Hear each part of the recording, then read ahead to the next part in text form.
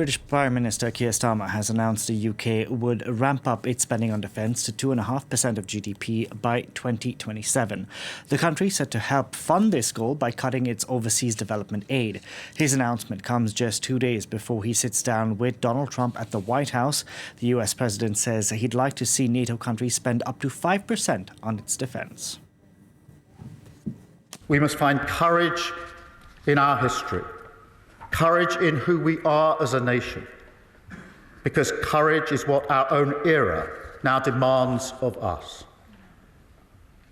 So starting today, I can announce this government will begin the biggest sustained increase in defence spending since the end of the Cold War. Yeah. We will deliver our commitment to spend 2.5% of GDP on defence, but we will bring it forward so we reach that level in 2027. We can now go across to France 24's Bénédicte Pavio standing by in London. Bénédicte, good afternoon. What were some of the main takeaways from Starmer's speech earlier? Well, days before flying to Washington and meeting at the White House with Donald Trump, this was a very significant statement, unexpected, but there it was at lunchtime by the British Prime Minister. And the main takeaways from Starmer's defence announcements are that the British government is now pledging to increase UK defence spending to 2.5% of GDP by 2027, and that's up from 2.3%. This is the biggest increase in defence spending since the Cold War. He also announced that the UK will increase defence spending to 3% of its GDP in the next Parliament. And with these new commitments, he says the UK will spend £13.4 billion more on defence every year from 2027 onward. Now, how is he proposing to pay for this increase? Well, foreign aid, overseas aid, will be cut from 0.5% to 0.3% in 2027, and that's to fund this greater investment into defence. And Starmer says he's not happy. He's not happy about the cuts to foreign aid. He's done this in that sense reluctantly, but he is hopeful that the investment into defence will really have a good effect on British growth through jobs, skills, he says, and innovation. I have to underline that the announcement was welcomed by opposition leaders. As the Prime Minister said, Ukraine will be happy to see, quote, unity in our house.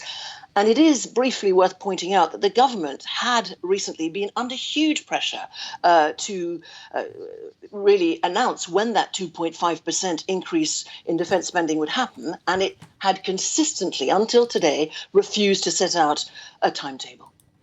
So he set out this timetable, but will this be music to Donald Trump's ears? Will this impress him on Thursday?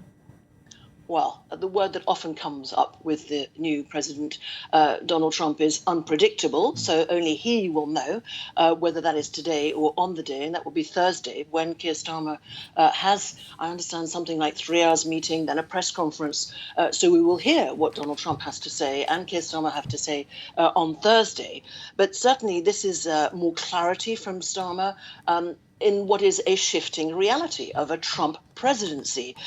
So it is clear that this is not an accident or a mere coincidence that Keir Starmer has come to the House of Commons and actually announced this publicly. There has, it has to be said, been huge reaction from aid organisations saying this is reckless, this is wrong. And the UK government now, though, has been very clear that that's what it's going to do.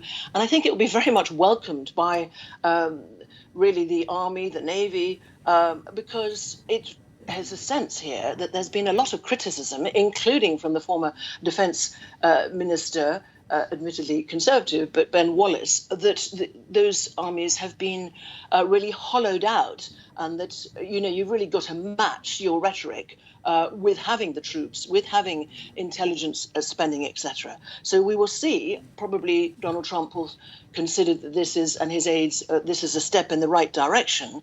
But the Trump administration has also been telling European NATO allies they should be spending something more like 5% on defence. And even the head of NATO, Mark Rutte, has said allies should be aiming for something north of 3%. So we will see. Mr. Starmer is also getting a lot of pushback from the left side of the Labour Party. And what is being underlined also here in criticism is there's an ongoing defence review. So today we got the numbers, but that's before the strategy.